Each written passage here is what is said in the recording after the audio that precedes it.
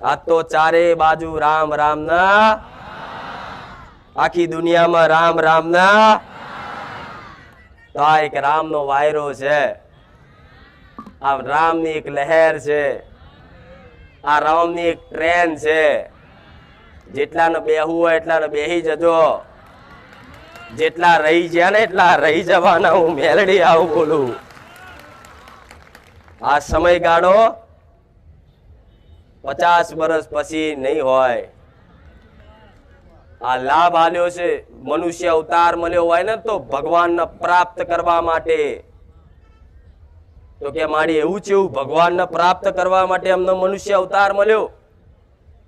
તો ના ખબર હોય તો કહું, એમ તો દરેક જ્ઞાની જ છે, બધાને સમજણ છે કે 84 લાખ યોની ફરી ફરીને આયા છો ને ભગવાન એકવાર દયા ખાઈને મનુષ્ય અવતાર આલ્યો છે. લે ભજી લે મન, મારા રામનું નામનું રટણ કરી લે, ભજન કરી લે, ભક્તિ કરી લે, તારા કુળદેવીના શરણમાં પડી રહે અને એને કદાચ જોઈ રહે